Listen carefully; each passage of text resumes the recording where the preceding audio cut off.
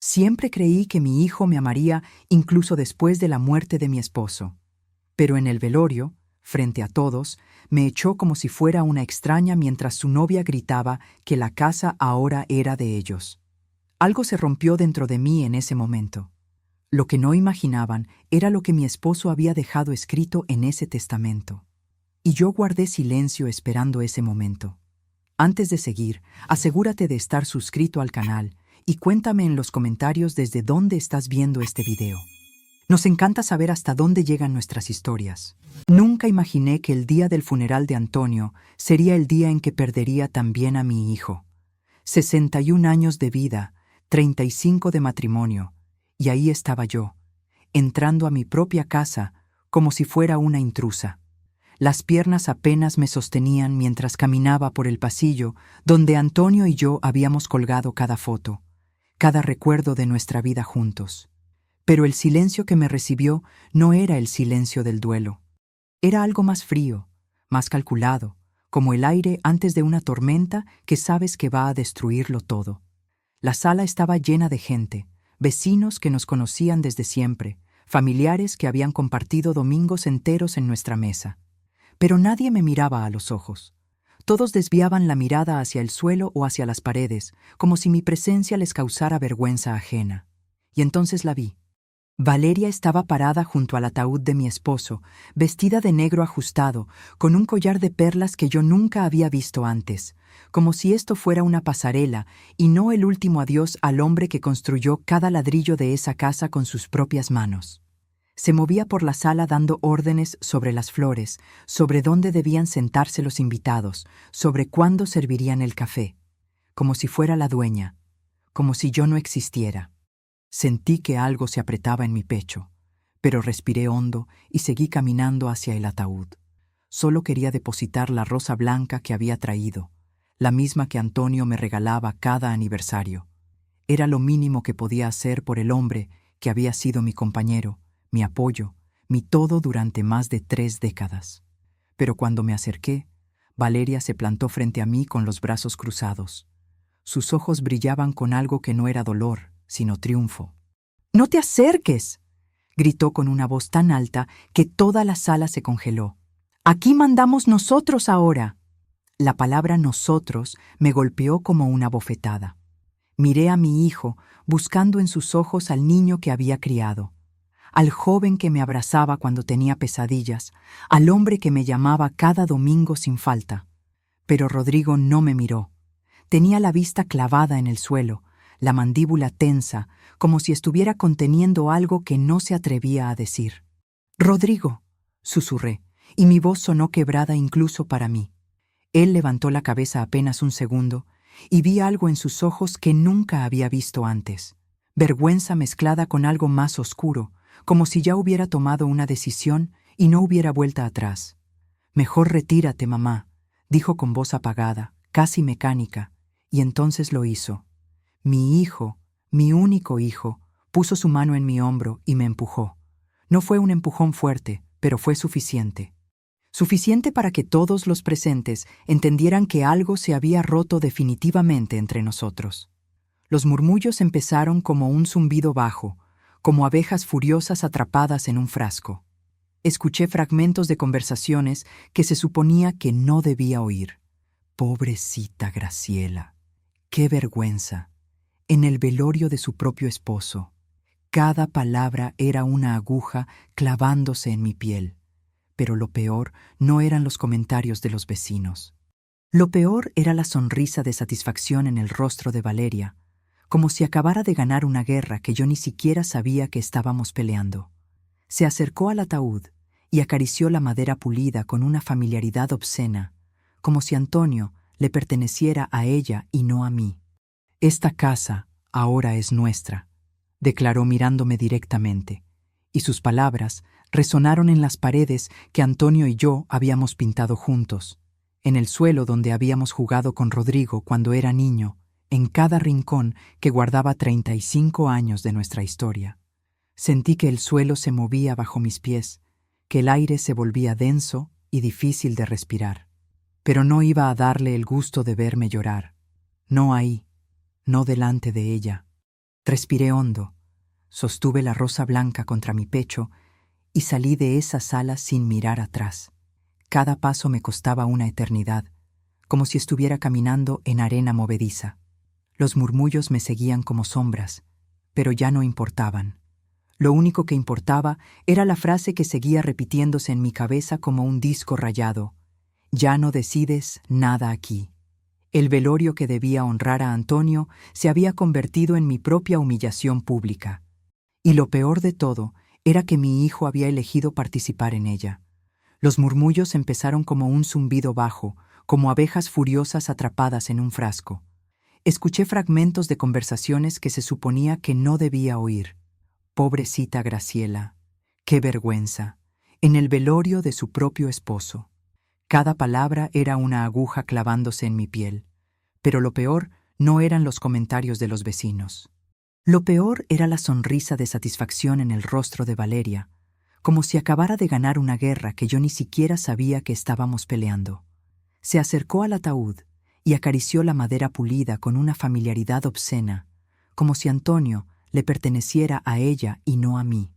«Esta casa ahora es nuestra», declaró mirándome directamente, y sus palabras resonaron en las paredes que Antonio y yo habíamos pintado juntos, en el suelo donde habíamos jugado con Rodrigo cuando era niño, en cada rincón que guardaba 35 años de nuestra historia. Sentí que el suelo se movía bajo mis pies, que el aire se volvía denso y difícil de respirar. Pero no iba a darle el gusto de verme llorar. No ahí, no delante de ella. Respiré hondo, sostuve la rosa blanca contra mi pecho y salí de esa sala sin mirar atrás. Cada paso me costaba una eternidad, como si estuviera caminando en arena movediza. Los murmullos me seguían como sombras, pero ya no importaban. Lo único que importaba era la frase que seguía repitiéndose en mi cabeza como un disco rayado: ya no decides nada aquí. El velorio que debía honrar a Antonio se había convertido en mi propia humillación pública. Y lo peor de todo era que mi hijo había elegido participar en ella. Capítulo 2. Los cimientos que construimos juntos. Esa noche no pude dormir. Me quedé sentada en la cocina, con una taza de té que se enfrió sin que la tocara, mirando las paredes que Antonio había levantado con sus propias manos. Esta casa no era solo ladrillos y cemento. Era cada domingo que pasamos eligiendo los azulejos del baño, cada noche que nos quedamos despiertos calculando cuánto faltaba para terminar el techo, cada centavo que ahorramos guardándolo en una lata vieja de galletas porque no confiábamos en los bancos. Conocí a Antonio cuando yo tenía 23 años y trabajaba como costurera en un taller del barrio. Él era carpintero. Llegaba cada viernes a reparar las máquinas viejas que se descomponían todo el tiempo. Tenía manos grandes y callosas, pero las movía con una delicadeza que me hipnotizaba. Me enamoré de su risa antes que de cualquier otra cosa, de esa forma que tenía de encontrarle el lado bueno incluso a las peores situaciones. Nos casamos 6 meses después en una ceremonia pequeña, sin lujos, pero con tanto amor que todavía siento el calor de ese día cuando cierro los ojos. Los primeros años fueron duros de una forma que la gente joven de ahora no entiende. Yo trabajaba en el taller durante el día y lavaba ropa ajena por las noches para ganar unos pesos extra. Antonio hacía turnos dobles en la carpintería y los fines de semana arreglaba muebles de vecinos por propinas. Comíamos arroz con huevo más días de los que me gustaría recordar, pero nunca nos quejamos porque teníamos un sueño: construir nuestra propia casa, tener nuestro propio taller, crear algo que fuera completamente nuestro. Cuando nació Rodrigo, sentí que el mundo se detenía para recibirlo. Era perfecto, con los ojos de Antonio y mi nariz pequeña, y desde el primer momento supe que haría cualquier cosa por protegerlo. Cualquier cosa. Dejé el trabajo en el taller para cuidarlo, pero seguí cosiendo en casa, a veces hasta las 3 de la madrugada mientras él dormía. Antonio trabajaba aún más duro, como si cada clavo que martillaba fuera por el futuro de nuestro hijo. Rodrigo nunca supo lo que era quedarse dormido con hambre.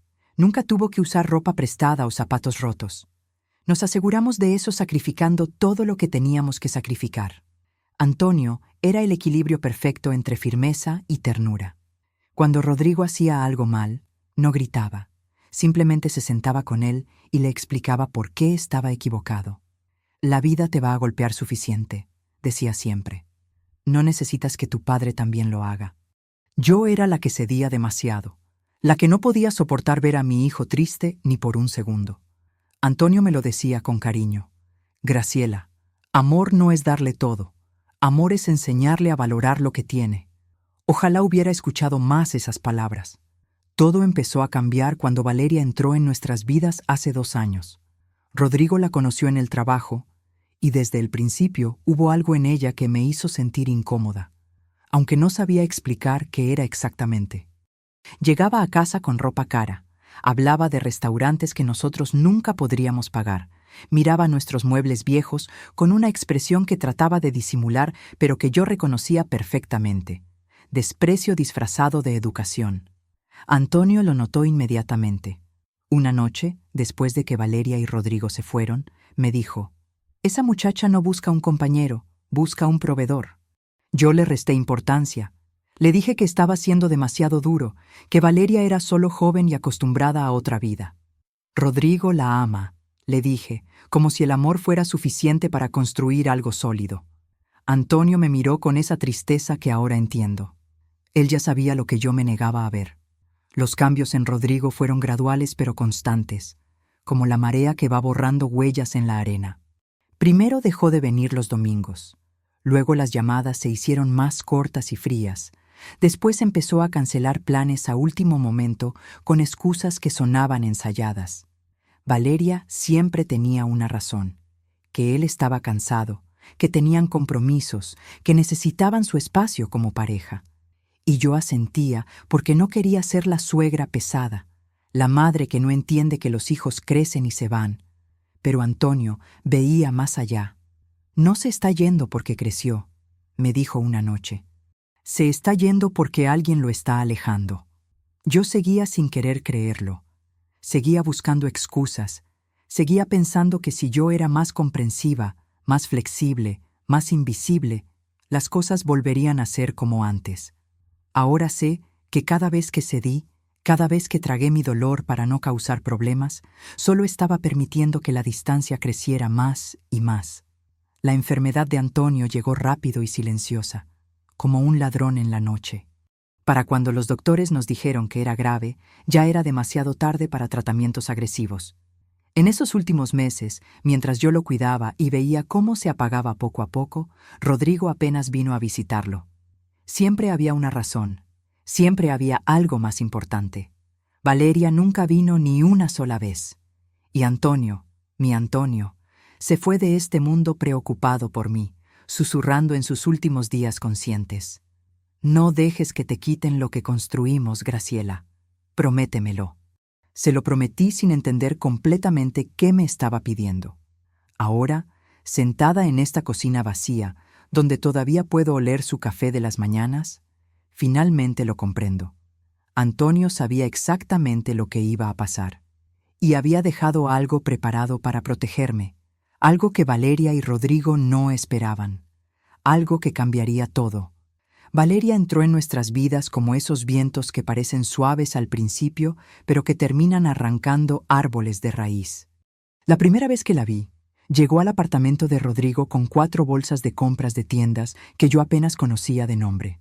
Tacones altísimos, cabello alisado con ese brillo artificial que cuesta una fortuna mantener, y una sonrisa que no alcanzaba sus ojos. Me saludó con 2 besos en las mejillas, pero su cuerpo se mantuvo rígido, como si tocarme le causara incomodidad física. «Mucho gusto, señora Graciela», dijo con voz dulce pero calculada, de esas que suenan ensayadas frente al espejo. Desde ese primer momento supe que algo no encajaba, pero Rodrigo la miraba como si acabara de descubrir el sol, y yo no quise ser la madre amargada que arruina la felicidad de su hijo. Los cambios comenzaron de forma tan sutil que al principio pensé que eran cosas normales de una pareja nueva. Rodrigo empezó a hablar diferente, usando palabras que nunca había usado antes, opiniones que sonaban prestadas de otra boca. «Mamá, es que tú no entiendes cómo funcionan las cosas ahora», me dijo una tarde. La frase no era suya. Yo conocía cada rincón de mi hijo, y esas palabras tenían el sello de Valeria por todas partes. Ella era experta en comentarios envenenados, disfrazados de preocupación. «Tu mamá es muy antigua, mi amor», le decía a Rodrigo, mientras yo fingía no escuchar desde la cocina. «No entiende que los tiempos cambiaron».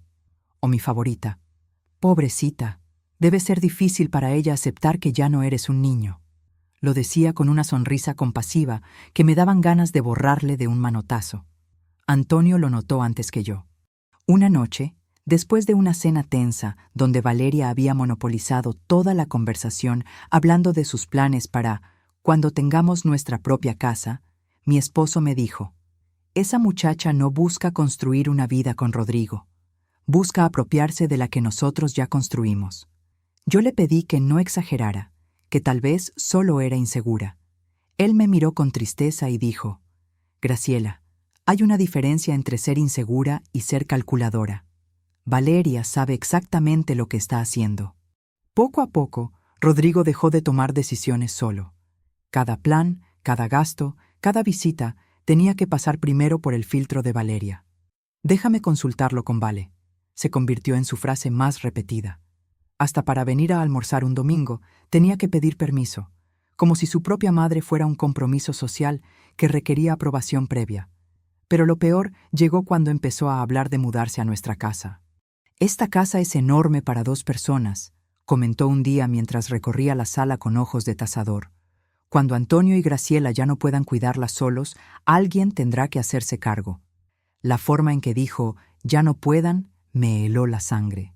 Como si ya estuviéramos muertos, como si solo fuéramos obstáculos temporales. Una tarde escuché sin querer una conversación telefónica que me confirmó todas mis sospechas. Valeria estaba en el patio hablando con una amiga, su voz llena de esa confianza tóxica de quien nunca ha luchado por nada. «No te preocupes, muy pronto seré la dueña de todo esto. La casa es grande, está bien ubicada y el viejo está enfermo. Es cuestión de tiempo». Se rió, y esa risa me retorció el estómago. Hablaba de mi esposo moribundo como si fuera un trámite incómodo. Antonio empeoró rápidamente después de eso. Mientras yo lo cuidaba día y noche, cambiando sábanas, preparando medicamentos, sosteniéndole la mano cuando el dolor era insoportable, Rodrigo apareció 3 veces en 2 meses. 3 veces para ver morir a su padre. Y cada vez duraba apenas 1 hora antes de que Valeria lo llamara con alguna urgencia inventada. Antonio me llamó una noche cuando el dolor era particularmente malo. Me tomó de la mano con una fuerza que no sabía que le quedaba y me dijo: «He arreglado todo, Graciela. Cuando yo no esté, vas a entender por qué hice lo que hice. No dejes que ella gane. No dejes que te quite lo que es tuyo». No entendí completamente en ese momento, pero asentí porque su mirada era tan intensa que supe que era importante. El equilibrio familiar se quebró definitivamente la semana antes de que Antonio muriera.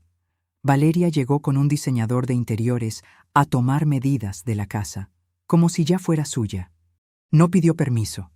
Simplemente llegó con su calculadora emocional funcionando a toda máquina. Antonio estaba demasiado débil para levantarse, pero cuando le conté lo que había pasado, las lágrimas rodaron por sus mejillas.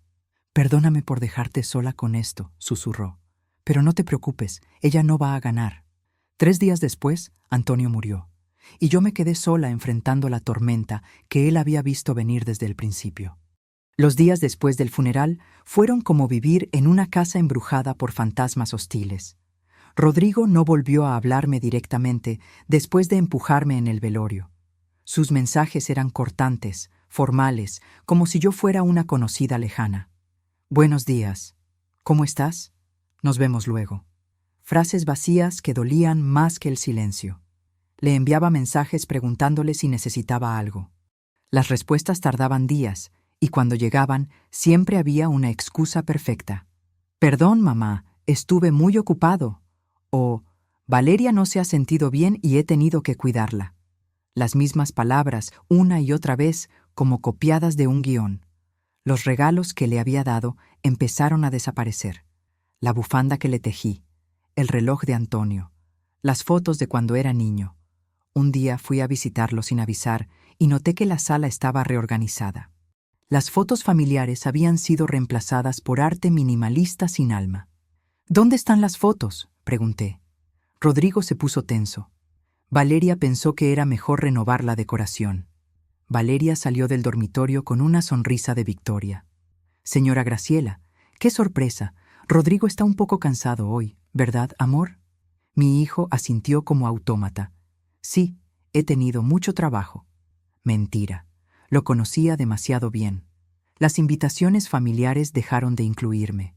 Me enteraba por terceros de que Rodrigo y Valeria habían ido a cenar con la familia de ella o asistido a bautizos. Cuando preguntaba por qué no me habían invitado, siempre era lo mismo. Pensé que te habían avisado, o fue de último minuto. Pero veía las fotos en redes sociales, todos formales, claramente planeado con anticipación.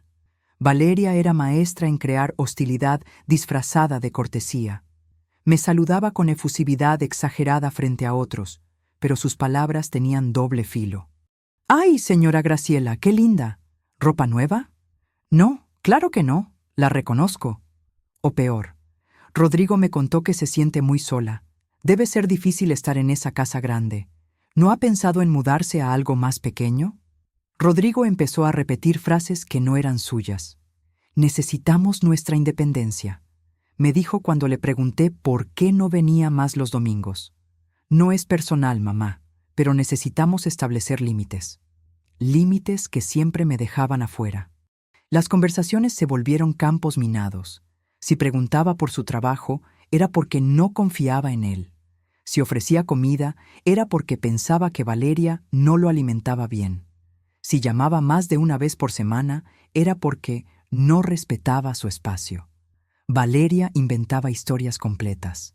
Le contó a Rodrigo que yo había ido al banco a preguntar sobre sus cuentas, algo que jamás hice, que había llamado a su trabajo para vigilarlo, otra mentira. Cuando intentaba defenderme, Rodrigo ya le creía a ella. ¿Por qué mentiría?, preguntaba. Y yo no tenía respuesta. El afastamiento se expandía como grieta en concreto. Rodrigo dejó de tocarme al despedirnos. Nada de abrazos, apenas un beso en la mejilla dado con prisa. Me miraba con culpa y resentimiento, como si mi existencia fuera un recordatorio incómodo.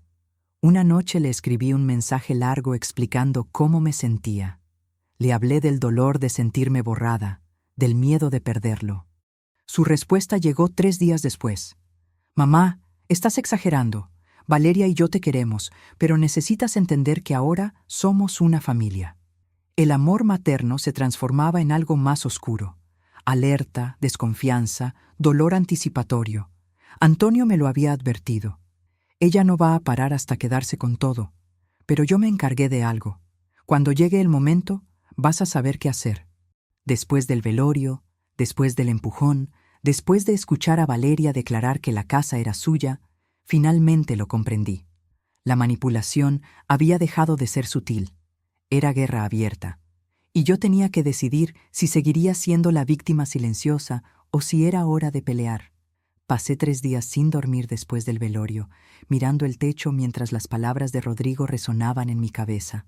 Mejor retírate, mamá. Había perdido a Antonio, y ahora parecía estar perdiendo también a mi hijo. Pero algo dentro de mí se negaba a aceptar que todo estuviera perdido. Todavía era su madre. Todavía había amor ahí debajo de toda esa confusión que Valeria había sembrado. Le escribí un mensaje largo una mañana, eligiendo cada palabra con cuidado. Hijo, sé que estos días han sido difíciles. Perdí a mi esposo. Tú perdiste a tu padre. No quiero pelear contigo. Solo quiero que hablemos, que me expliques qué pasó. Te amo, Rodrigo. Siempre te amaré, sin importar nada. Apreté enviar antes de arrepentirme y pasé el resto del día mirando el teléfono. La respuesta llegó 6 horas después. Ahora no puedo, mamá. Estoy cansado. 5 palabras. 30 años de mi vida reducidos a 5 palabras frías. Intenté llamarlo y el teléfono sonó hasta el buzón de voz. Lo intenté de nuevo 1 hora después. Nada. El silencio de mi hijo dolía más que cualquier insulto. Eduardo, el hermano de Antonio, vino a visitarme esa semana. Me encontró en la cocina haciendo empanadas que nadie iba a comer. Se sentó frente a mí sin decir nada, solo observándome con esos ojos que se parecían tanto a los de su hermano. Graciela, dijo finalmente, Antonio me contó lo que estaba pasando. Me hizo prometerle que te cuidaría si las cosas se ponían feas. Rodrigo solo está confundido, respondí, sorprendida por lo defensiva que sonaba mi voz.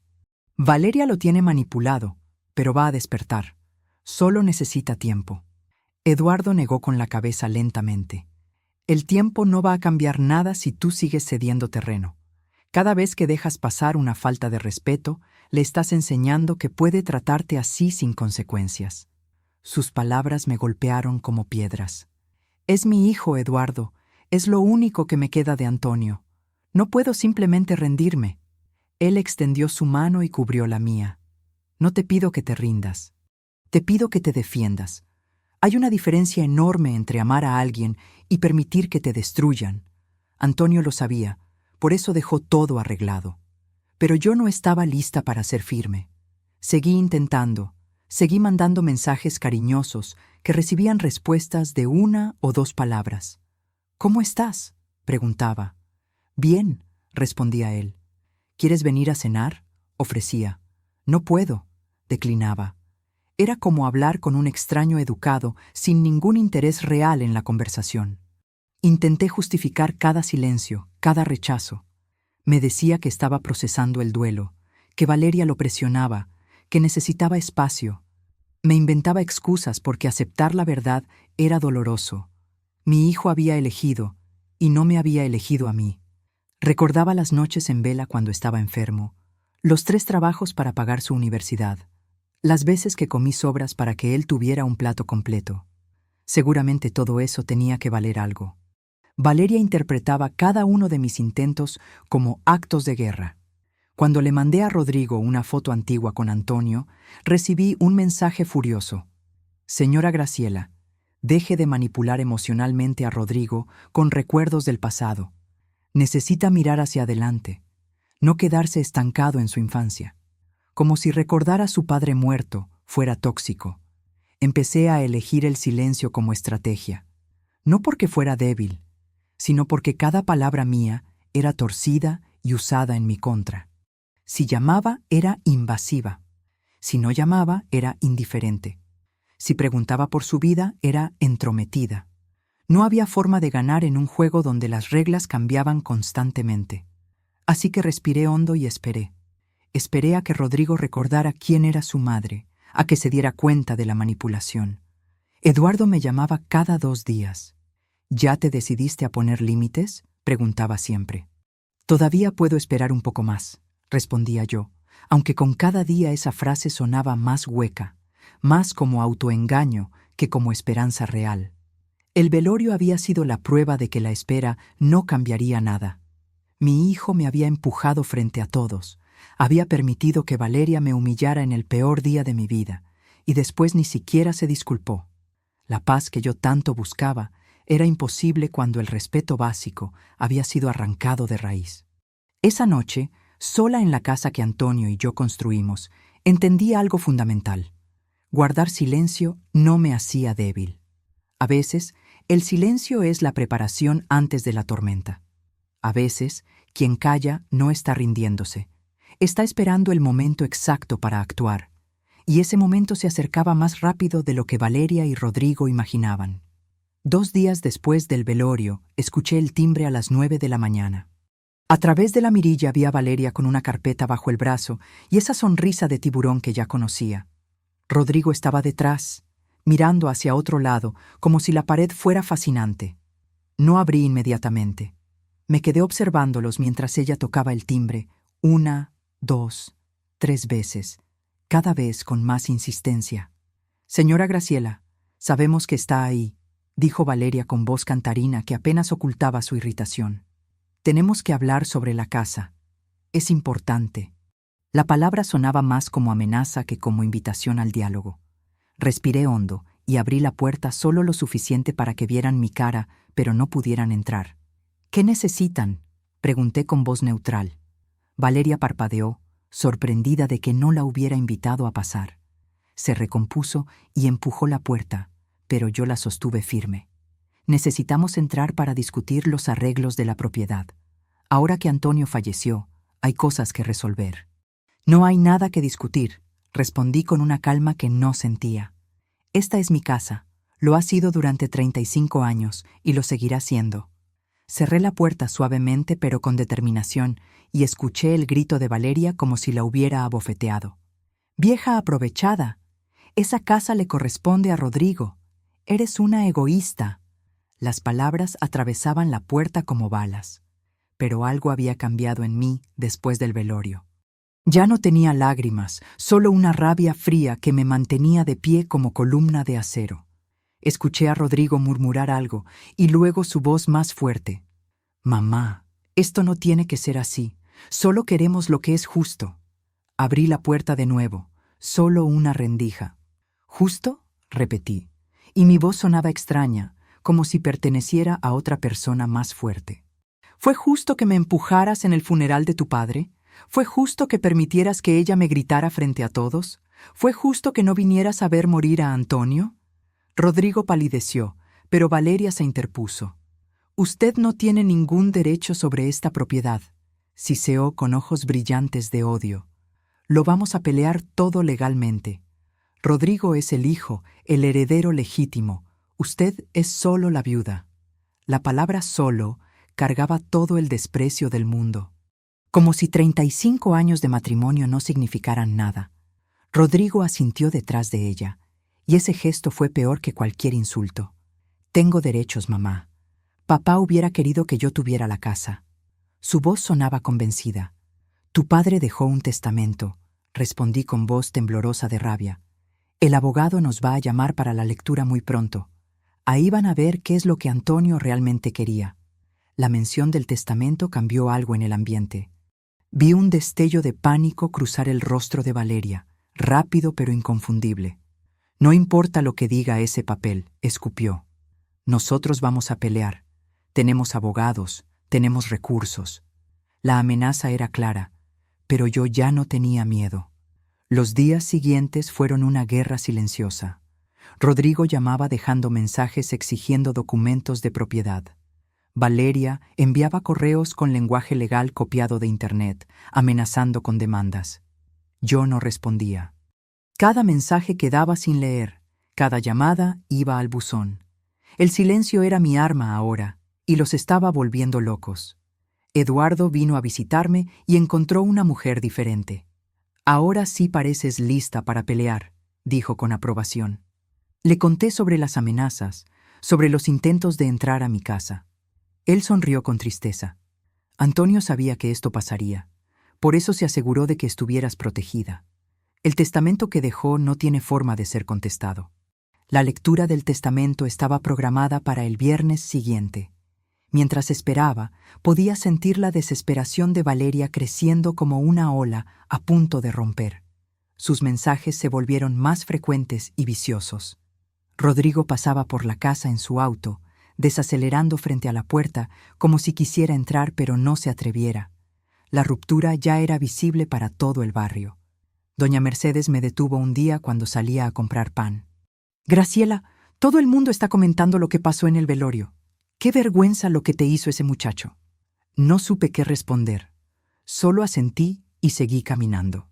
La humillación pública era completa, pero extrañamente ya no me importaba.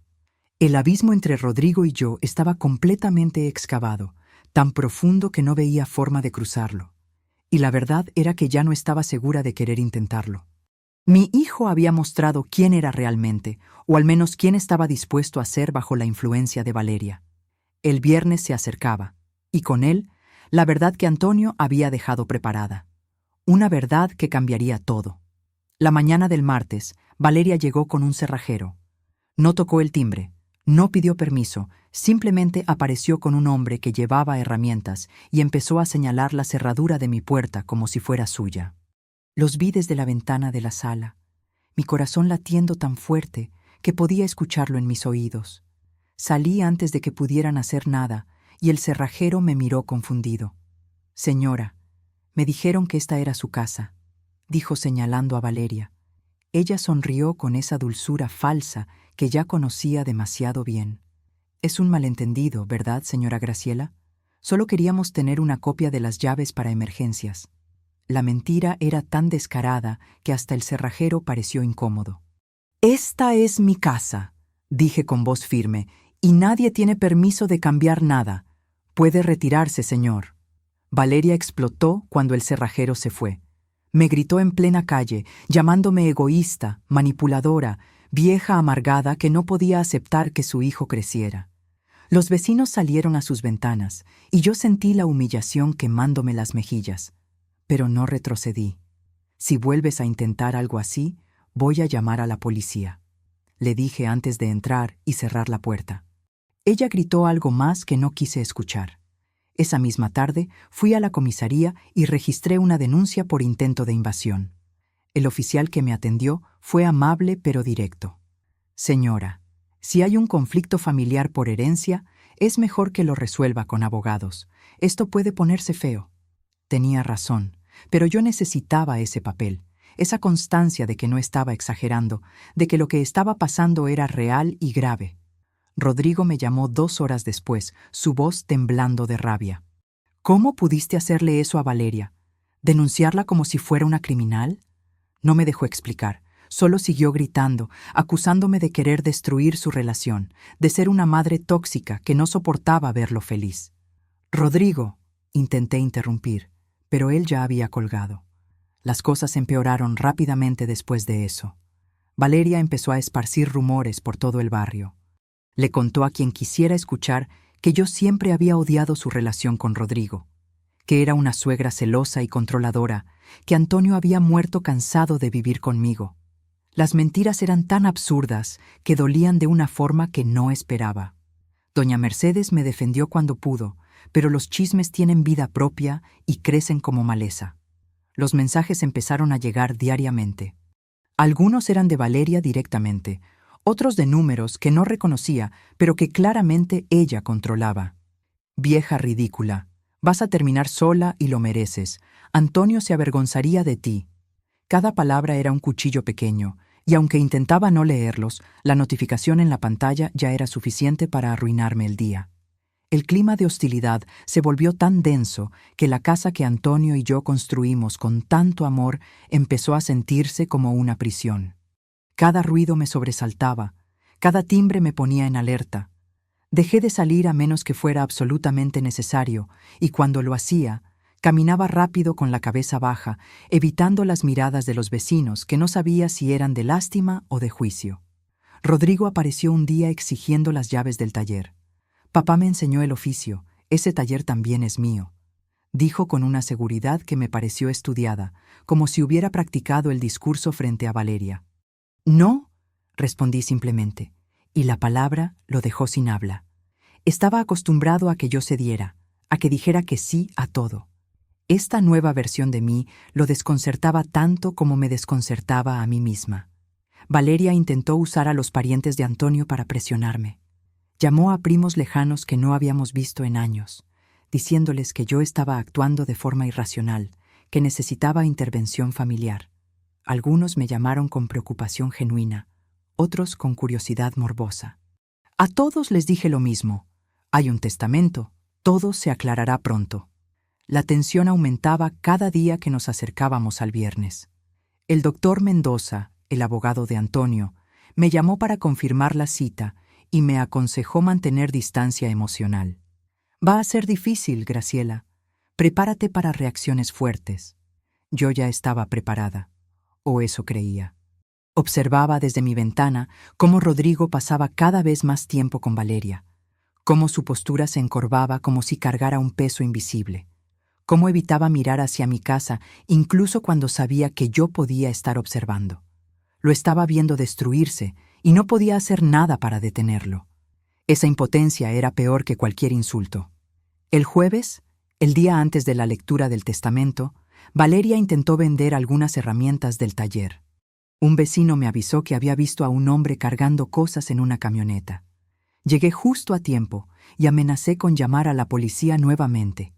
El comprador se fue rápidamente, pero Valeria me miró con un odio tan puro que me hizo retroceder un paso. Rodrigo apareció esa noche, no para disculparse, sino para acusarme. Nos hiciste quedar como ladrones frente a todo el barrio. ¿Estás contenta? Su voz estaba cargada de resentimiento, pero también de algo más: vergüenza. Sabía que lo que Valeria había intentado estaba mal, pero su orgullo no le permitía admitirlo. Mañana todo se aclara. Fue lo único que le dije antes de cerrar la puerta. Esa noche no dormí. Me quedé despierta pensando en Antonio, en la carta que me había dejado, en las palabras que me había dicho en sus últimos días. Confía en mí, Graciela, lo arreglé todo. Era hora de descubrir exactamente qué había arreglado. La oficina del doctor Mendoza estaba en el tercer piso de un edificio antiguo en el centro. Llegué 20 minutos antes. Necesitaba ese tiempo para respirar, para prepararme. La sala de espera tenía sillas de cuero gastado y un reloj de pared que hacía tic-tac tan fuerte que parecía contar los segundos de mi ansiedad. Eduardo me acompañaba. Su presencia silenciosa era el único consuelo que tenía.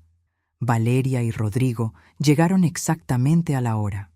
Ella vestía un traje negro ajustado y llevaba tacones que resonaban en el piso de madera como martillos. Sonreía, y esa sonrisa me revolvió el estómago porque estaba llena de confianza, de certeza de victoria. Rodrigo iba detrás, intentando parecer maduro y sereno, pero sus manos temblaban ligeramente y no podía quedarse quieto en la silla. «Buenos días, Graciela», dijo Valeria con dulzura venenosa. No respondí. Eduardo me apretó la mano suavemente, recordándome que mantuviera la calma.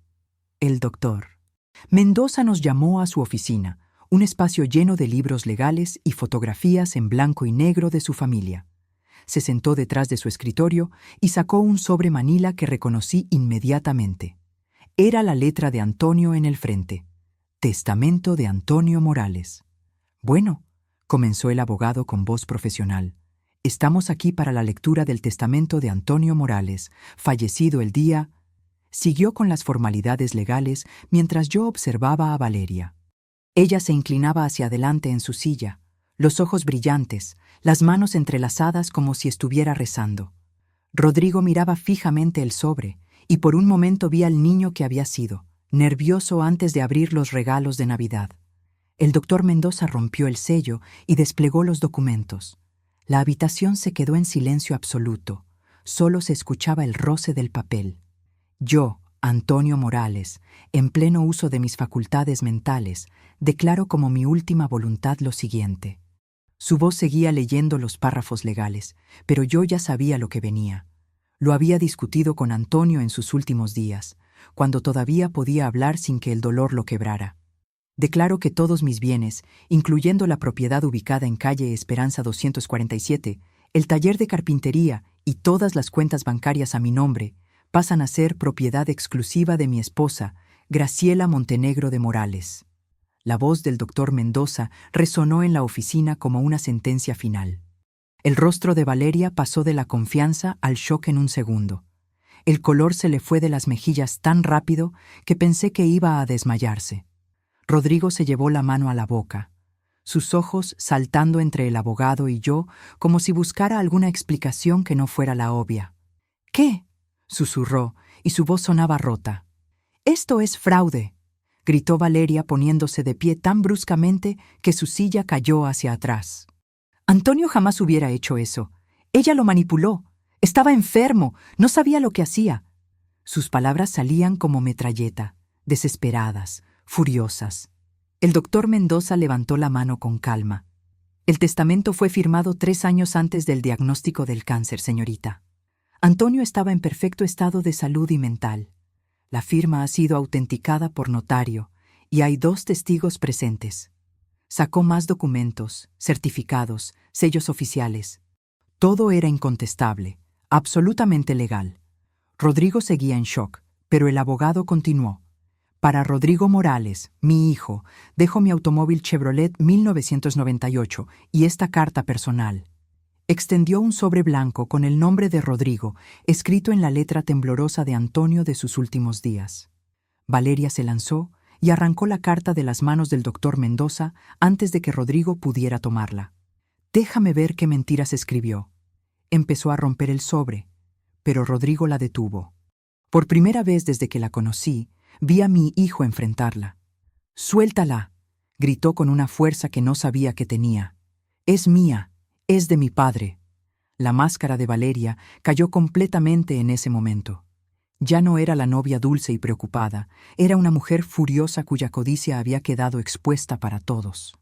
«¿No lo ves?», le gritó a Rodrigo. «Todo esto fue por nada. 3 años aguantando a tu madre, fingiendo que me importaba tu familia muerta. ¿Y para qué? Para nada». El silencio que siguió fue devastador. Rodrigo la miraba como si la viera por primera vez, y lo que veía lo estaba destruyendo. Eduardo se aclaró la garganta y habló. «Creo que hay testigos suficientes aquí de quién es realmente esta mujer». Valeria tomó su bolso y salió de la oficina dando un portazo que hizo temblar las paredes. Rodrigo se quedó sentado, sosteniendo la carta de su padre con manos temblorosas, las lágrimas finalmente rodando por sus mejillas. La humillación había cambiado de dirección, y esta vez, finalmente, no era yo quien la sufría.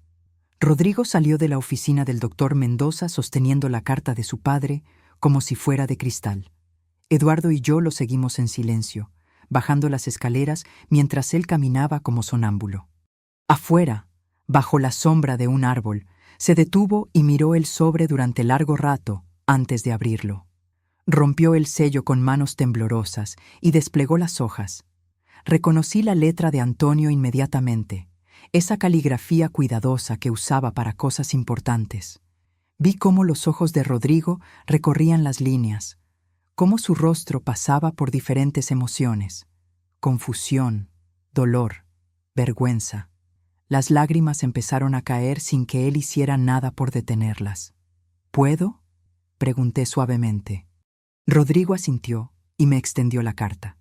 Las manos me temblaban mientras leía las palabras de mi esposo muerto. «Rodrigo, si estás leyendo esto es porque ya no estoy contigo. Tu madre es la mujer más fuerte que he conocido. Cuando nos casamos, no teníamos nada, y ella nunca se quejó de los años duros, de los sacrificios que hizo por ti. Cada ladrillo de nuestra casa tiene su sudor. Valeria no te ama, hijo. Lo siento por ser tan directo, pero un padre que está muriendo no tiene tiempo para mentiras. Ella ama lo que tenemos, no quién eres. He visto cómo te aleja de tu madre, cómo te convierte en alguien que no reconozco. Tu madre es tu raíz, Rodrigo. No la arranques porque te prometo que te vas a caer sin ella. Te amo, hijo. Pero amar no significa protegerte de las consecuencias de tus decisiones. Tu padre, Antonio». Doblé la carta con cuidado y se la devolví a Rodrigo. Él sollozaba abiertamente. «Mamá», dijo con voz rota, «perdóname, perdóname, por favor». No supe qué responderle. El perdón era algo que no tenía preparado todavía. El doctor Mendoza salió con más documentos. «Graciela, hay algo más que Antonio me pidió que te mostrara». Eran correos electrónicos impresos. Antonio había contratado a alguien para monitorear las redes sociales de Valeria. Los mensajes eran devastadores. Valeria escribiéndole a una amiga: «Cuando él herede todo, por fin seré la dueña. Ya me cansé de fingir que me cae bien la vieja». Otro mensaje: «El padre se está muriendo rápido, gracias a Dios. Pronto todo esto termina». Y el peor: «Rodrigo es fácil de manejar. Solo tengo que llorar un poco y hace lo que yo quiero». Rodrigo leyó cada mensaje y con cada línea su rostro se descomponía más. «¿Cuánto tiempo lo supiste?», me preguntó. «Tu padre lo descubrió hace 6 meses. Quiso decírtelo, pero sabía que no le ibas a creer. Por eso dejó todo esto, para que vieras la verdad por ti mismo». Valeria apareció entonces, caminando por la calle con el teléfono en la mano. Cuando nos vio, su rostro se endureció. «Rodrigo, vámonos. No tenemos nada más que hacer aquí». Pero mi hijo no se movió. La miró con ojos que finalmente veían con claridad. «Leí los mensajes», dijo simplemente. «Sé todo». El color desapareció del rostro de Valeria. «No sé de qué estás hablando». Rodrigo se puso de pie lentamente. Los mensajes a tus amigas, donde dices que solo estás conmigo por la herencia, donde dices que mi madre es vieja y que no puedes esperar a que mi padre muera. La discusión que siguió fue violenta y pública. Valeria gritaba que los mensajes eran sacados de contexto, que había sido hackeada. Rodrigo gritaba de vuelta, años de manipulación finalmente saliendo como lava. Los transeúntes se detenían a mirar. Todo este tiempo me tenías como un idiota, decía Rodrigo. Y yo dejé que alejaras a mi madre, que me perdieras el funeral de mi padre. Valeria intentó tocarlo, pero él se apartó. Se acabó, dijo finalmente. Recoge tus cosas de mi apartamento, no quiero volver a verte. Valeria lo miró con odio puro, toda la máscara destruida. Eres un perdedor, Rodrigo. Igual que tu padre, me desperdicié 3 años contigo. Escupió las palabras y se fue caminando, sus tacones resonando en el pavimento. Rodrigo se volvió hacia mí, su rostro destrozado. Mamá, tenías razón. Antonio tenía razón. Yo estaba ciego. Asentí lentamente. Sí, lo estabas, pero ahora tus ojos están abiertos. La pregunta es, ¿qué vas a hacer con lo que ves? Esa noche no dormí pensando en venganza. Dormí pensando en mí misma, en quién era yo más allá de ser madre o viuda. Había pasado décadas definiéndome por mi relación con otros, y de repente tenía la oportunidad de descubrir qué quedaba cuando todos esos roles se desmoronaban. La mañana siguiente llamé a un contratista para renovar el taller. Compré herramientas nuevas, contraté a un joven carpintero que Eduardo recomendó, actualicé el sistema de pedidos. El trabajo me mantenía ocupada y me hacía sentir útil y capaz. Rodrigo apareció 3 días después. Tocó el timbre suavemente, no con la insistencia agresiva de antes. Lo vi a través de la mirilla, solo, con ojeras profundas. Abrí la puerta, pero no lo invité a pasar inmediatamente. ¿Qué necesitas?, pregunté. Necesito hablar contigo. Por favor, mamá. Había humildad real en su voz. Lo dejé entrar, pero nos quedamos en la sala, no en la cocina donde siempre habíamos tenido nuestras conversaciones importantes. Ese pequeño cambio establecía una distancia necesaria. Quiero ayudarte con el taller, dijo Rodrigo. Papá me enseñó carpintería, puedo trabajar, puedo ser útil. Negué con la cabeza lentamente. No voy a darte trabajo solo porque eres mi hijo. Si quieres trabajar en el taller, vas a tener que ganártelo. Puntualidad, responsabilidad, respeto, y no te voy a pagar más de lo justo. Vi sorpresa en su rostro. Está bien, dijo finalmente. Lo acepto. Pero yo no había terminado. Y no voy a fingir que todo está bien entre nosotros, Rodrigo. Me empujaste en el funeral de tu padre. Dejaste que esa mujer me humillara. Eso no se borra con una disculpa. Las lágrimas rodaron por sus mejillas. Lo sé. No espero que me perdones rápido. Solo quiero la oportunidad de demostrarte que puedo cambiar. Asentí despacio. El cambio se demuestra con acciones consistentes durante mucho tiempo. Y mientras tanto, vamos a tener límites claros. Establecimos reglas esa tarde. Rodrigo vendría al taller 3 veces por semana. No viviría conmigo. Tendría que mantenerse solo. Las visitas familiares serían cuando yo decidiera. Y si alguna vez volvía a faltarme el respeto, la puerta se cerraría definitivamente. Una semana después tomé una decisión que Antonio y yo habíamos postergado durante años. Reservé un viaje a la costa, a ese pueblito que mi esposo siempre quiso visitar. Eduardo se ofreció a cuidar del taller, y por primera vez en décadas hice una maleta solo para mí.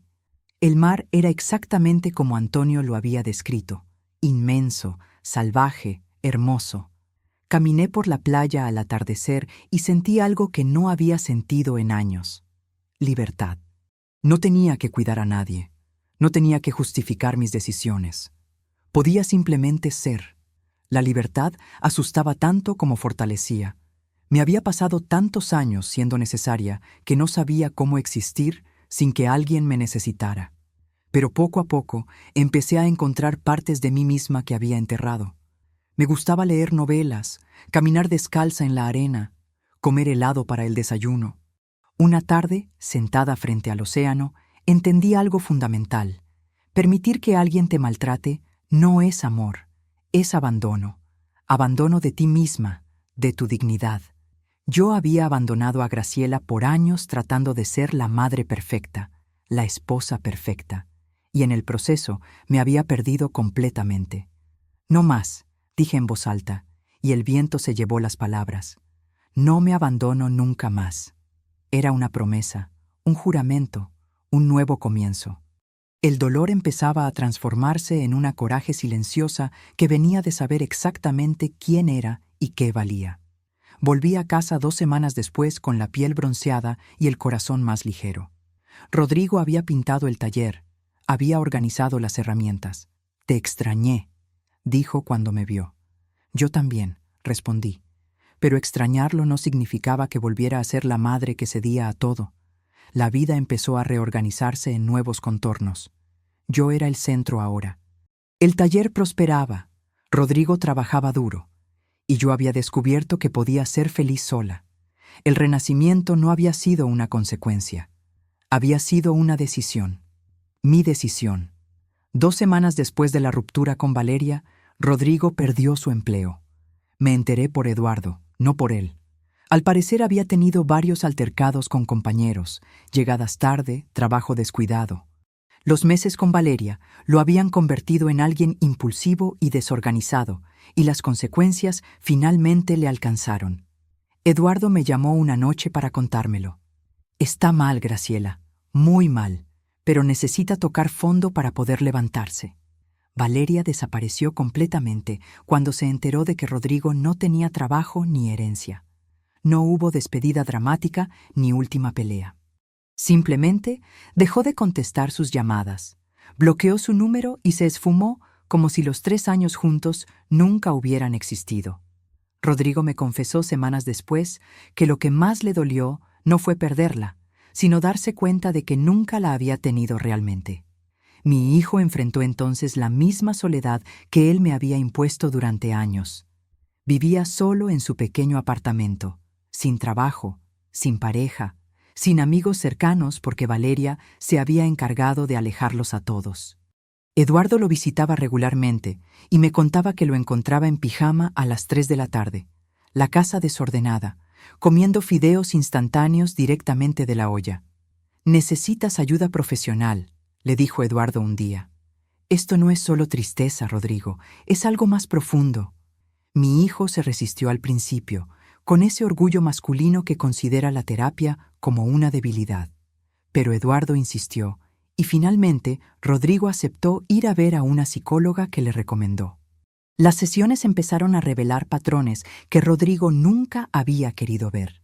La psicóloga le ayudó a entender que su dependencia de Valeria no era amor, sino inseguridad emocional, que había buscado en ella una validación que debía venir de adentro, que había permitido la manipulación porque en el fondo no creía merecer algo mejor. Pero el descubrimiento más doloroso fue otro. Rodrigo se dio cuenta de que siempre me había visto como una fuente infinita de amor, apoyo y recursos, nunca como una persona con necesidades propias. Yo era la madre, el rol, la función. No era Graciela, la mujer que tenía sueños, miedos, límites. Esta revelación lo destrozó de una manera que ninguna otra cosa había logrado. Una tarde apareció en mi puerta. No era día de trabajo en el taller. No había razón para la visita. Cuando abrí, vi algo diferente en sus ojos. No era la culpa superficial de antes, era una comprensión más profunda y más dolorosa. «Mamá, ¿podemos hablar?». Su voz temblaba ligeramente. Lo dejé pasar y preparé té, como habíamos hecho 1000 veces antes, pero esta vez el silencio entre nosotros era diferente. No era tenso ni incómodo, era respetuoso. Rodrigo esperó a que yo me sentara antes de hablar. «He estado en terapia», comenzó, mirando la taza entre sus manos. «Y estoy empezando a entender cosas que debí haber visto hace años». No interrumpí. Solo escuché mientras él hablaba sobre los patrones de dependencia que la psicóloga había identificado, sobre cómo Valeria había llenado un vacío que él mismo debía llenar, sobre cómo me había usado emocionalmente sin siquiera darse cuenta. «Papá me escribió en esa carta que tú eres mi raíz», dijo con voz quebrada. Y yo pasé años tratando de arrancarte. Ahora entiendo lo que quiso decir. Las lágrimas rodaban por sus mejillas, pero esta vez eran diferentes. No eran lágrimas de autocompasión o de culpa manipuladora. Eran lágrimas de comprensión real, de ese tipo de dolor que viene cuando finalmente ves la verdad y no puedes esconderte de ella. No vine a pedirte perdón otra vez, continuó. Vine a decirte que entiendo si nunca me perdonas. Vine a decirte que lo siento, no porque quiera que las cosas vuelvan a ser como antes, sino porque realmente comprendo el daño que causé. Observé a mi hijo, este hombre de 30 años que finalmente estaba creciendo, y vi algo que no había visto en mucho tiempo: autenticidad. No estaba actuando, no estaba manipulando, no estaba buscando una respuesta específica. Simplemente estaba siendo honesto. ¿Sabes qué es lo que más me dolió?, le pregunté después de un largo silencio. No fue que me empujaras en el velorio, aunque eso fue horrible. Fue que durante años dejaste de verme como tu madre y empezaste a verme como un obstáculo. Rodrigo asintió, sin intentar defenderse o justificarse. Lo sé, y tienes razón. Valeria me manipuló, sí, pero yo dejé que lo hiciera porque era más fácil que enfrentar mis propias inseguridades. Esta admisión, esta toma de responsabilidad sin excusas, fue más significativa que cualquier disculpa elaborada. La caída moral que había sufrido, perder a Valeria, perder su trabajo, enfrentar su soledad, lo había hecho crecer más que cualquier consejo que yo hubiera podido darle. A veces las personas necesitan romperse completamente para poder reconstruirse de la manera correcta. Eduardo me lo había dicho semanas atrás, y ahora lo estaba viendo con mis propios ojos. Voy a seguir viniendo al taller, dijo Rodrigo antes de irse. No porque quiera tu perdón, sino porque quiero aprender a ser la persona que papá esperaba que fuera. Y eso va a tomar tiempo. Asentí. Sí, va a tomar tiempo, pero por primera vez creo que realmente lo entiendes. Después de que se fue, me quedé sentada en la sala sintiendo algo que no esperaba: esperanza. No la esperanza ingenua de antes, sino algo más sólido y realista. Mi hijo estaba cambiando, y esta vez el cambio era real. 6 meses después de la lectura del testamento, mi vida se había transformado de maneras que nunca imaginé. Me levantaba cada mañana con un propósito que era completamente mío, no prestado de las necesidades de otros.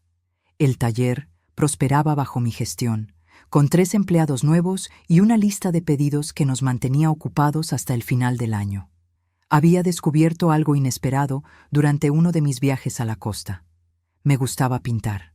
Empecé con acuarelas simples, paisajes marinos que capturaban los atardeceres que Antonio nunca llegó a ver conmigo. Una dueña de galería local vio mis cuadros y me ofreció exponerlos en su tienda. No ganaba mucho dinero con eso, pero la satisfacción de crear algo hermoso con mis propias manos era invaluable. Rodrigo venía al taller 4 veces por semana ahora. Había encontrado otro trabajo de medio tiempo y combinaba ambos para mantenerse. Ya no llegaba esperando que yo lo rescatara o le facilitara las cosas. Llegaba temprano, trabajaba duro y se iba sin crear drama.